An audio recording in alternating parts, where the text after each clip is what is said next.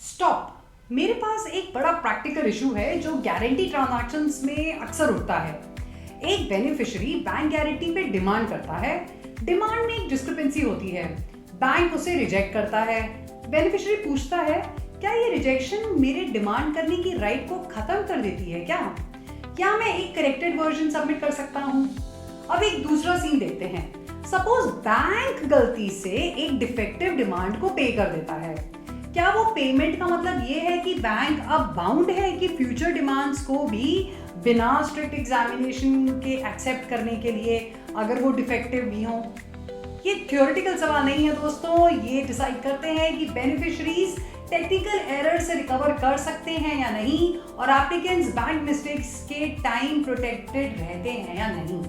दरअसल आर्टिकल 18 जो हमने किया था और आर्टिकल 17 आपस में कनेक्टेड है।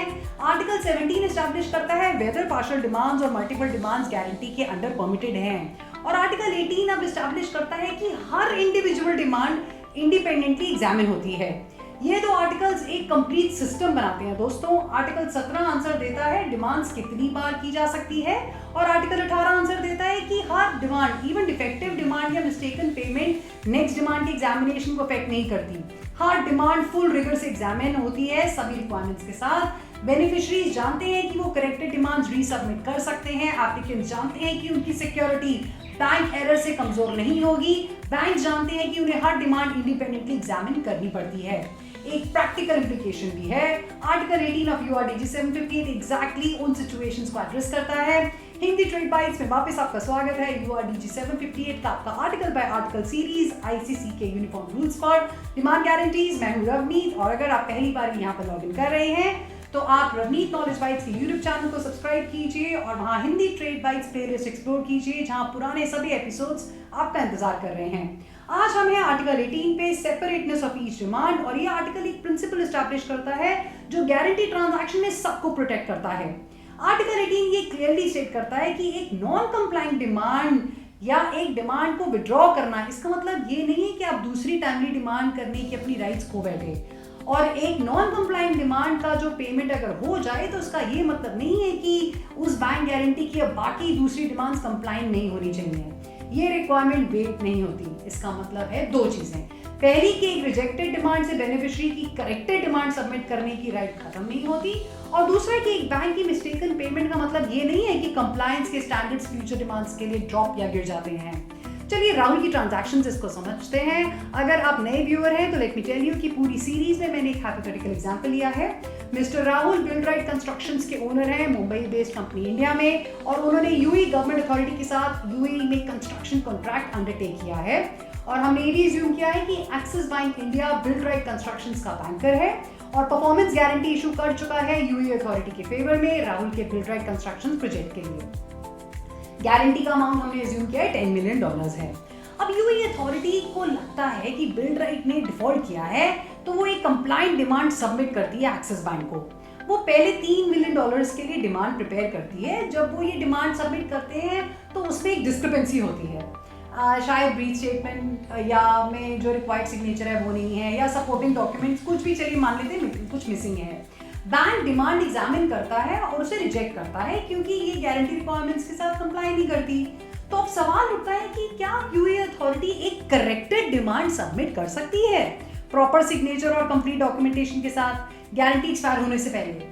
आर्टिकल 18 बिल्कुल क्लियर है, हाँ वो कर सकती है। पहली नॉन कंप्लाइंट डिमांड के रिजेक्शन का मतलब ये नहीं है कि बेनिफिशियरी अब ठीक करके दूसरी डिमांड करने की राइट अपनी खो बैठता है। बेनिफिशियरी अपनी अपॉर्चुनिटी नहीं खोता, वो करेक्शंस के साथ रीसबमिट कर सकता है। ये प्रिंसिपल सिग्निफिकेंट है क्योंकि ये कमर्शियल रियलिटी को एक्नॉलेज करता है दोस्तों। टेक्निकल एरर्स होते हैं, डॉक्यूमेंट्स खो जाते हैं, सिग्नेचर ओवरलुक हो सकते हैं। आर्टिकल 18 इंश्योर करता है कि बेनिफिशरीज करेक्टेबल एरर से परमानेंटली लॉक ना हो। अब दूसरे प्रिंसिपल को एग्जामिन करते हैं। सपोज करो कि इस बार बैंक एक एरर करता है, बैंक को डिफेक्टिव डिमांड मिलती है, लेकिन ओवरसाइट या प्रोसीजरल फेलियर से बैंक उसे पे कर देता है। बैंक $3 मिलियन यूएई अथॉरिटी को ट्रांसफर करता है, मिस्टेक हो गई। अब आर्टिकल 18 एक क्रिटिकल कॉन्सिक्वेंस से प्रोटेक्ट करता है। क्या ये मिस्टेकन पेमेंट का मतलब है कि बैंक अब ऑब्लिगेटेड है कि हर सब्सिक्वेंट डिमांड को बिना स्ट्रिक्ट एग्जामिनेशन के पे करे? क्या इसका मतलब फ्यूचर डिमांड्स डिफेक्टिव हो सकती हैं और फिर भी इसको पे करना पड़ेगा? आर्टिकल 18 कहता है नहीं, एक नॉन कंप्लाइंट डिमांड की पेमेंट का मतलब ये नहीं है कि फ्यूचर डिमांड्स के लिए कंप्लायंस रिक्वायरमेंट्स वेव हो जाएंगी। जो डिमांड फॉलो करते हैं वो इंडिपेंडेंटली एग्जामिन होती ही है फुल रिक्वायरमेंट्स के अगेंस्ट। अगर सबसेक्वेंट डिमांड भी डिफेक्टिव है तो बैंक उसे रिजेक्ट कर सकता है। बैंक की पहली गलती एक्सेप्शन क्रिएट नहीं करती या कंप्लायंस के स्टैंडर्ड्स को लोअर या नीचा नहीं करती। ये प्रिंसिपल एप्लीकेंट्स को डायरेक्टली प्रोटेक्ट करता है। सपोज करो राहुल को पता चला कि बैंक ने डिफेक्टिव डिमांड को मिस्टेकनली पे कर दिया, तो वो घबरा जाएगा ना कि उसकी बैंक गारंटी तो अब कॉम्प्रोमाइज हो गई है। क्या इसका मतलब है कि अब going forward in that bank guarantee beneficiary UA authority बिना स्ट्रिक्ट कंप्लायंस के डिमांड करता रहेगा? दोस्तों, आर्टिकल 18 इसका क्लियर आंसर देता है नहीं, हर फ्यूचर डिमांड को सभी रिक्वायरमेंट्स को कंप्लाई करना पड़ेगा। एप्लीकेंट की सिक्योरिटी इंटैक्ट रहती है क्योंकि हर डिमांड इंडिपेंडेंटली एग्जामिन होती है। आर्टिकल 18 वॉलंटरी विड्रॉल को भी एड्रेस करता है। सपोज करो UA authority compliant demand submit करता है $3 मिलियन के लिए, बैंक एग्जामिन करता है और कंप्लाइंट होने पर बैंक उसे पे करने के लिए प्रिपेयर्ड है।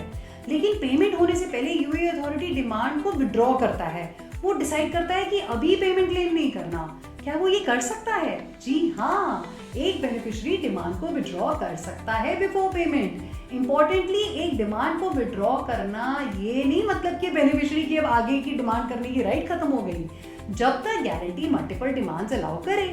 अगर गारंटी एडिशनल डिमांड्स अलाउ करती है तो गारंटी एक्सपायर होने से पहले यूए अथॉरिटी इस एक विड्रॉल की वजह से ऐसा नहीं है कि वो दूसरी बार डिमांड नहीं करेगा, कर सकता है, रीसबमिट कर सकता है। हर डिमांड सेपरेटली ट्रीट होती है।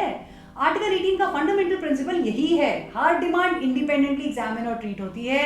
एक non compliant demand next demand को प्रेजुडिस नहीं करती। एक withdrawn demand future demand rights को खत्म नहीं करती। एक बैंक के डिफेक्टिव डिमांड के मिस्टेकन पेमेंट का मतलब फ्यूचर डिमांड्स के कंप्लायंस स्टैंडर्ड्स और रिक्वायरमेंट्स को ओवरलुक करना नहीं होता।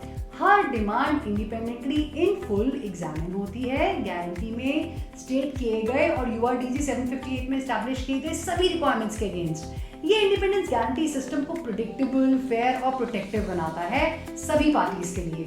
जब बेनिफिशियरीज जानते हैं कि वो एरर्स करेक्ट कर सकते हैं तो वो सिक्योरिटी यूज करते हैं जब भी वो जस्टिफाइड हो। जब एप्लीकेंट्स जानते हैं कि बैंक मिस्टेक होने के बावजूद भी उनकी सिक्योरिटी वीकन नहीं होती। जब बैंक जानते हैं कि उन्हें हर डिमांड को फुली एग्जामिन करना पड़ता है रिगार्डलेस पहली डिमांड के, कंप्लायंस स्ट्रिक्ट रहती है। यही था article 18, separateness of each demand, जैसे रूल्स एस्टैब्लिश करते हैं और जैसे ये प्रैक्टिस में ऑपरेट करते हैं। अगर ये सीरीज दोस्तों आपकी ट्रेड फाइनेंस नॉलेज में वैल्यू ऐड कर रही है तो प्लीज आप मेरे YouTube channel Ravneet knowledge bytes को अभी के अभी सब्सक्राइब कीजिए। वहां पर यूआरडीजी 758 की पूरी series Hindi trade bytes playlist पर लाइव है, आर्टिकल बाय आर्टिकल, और हमने तो अभी शुरुआत ही की है। मिलते हैं अगली बार, धन्यवाद।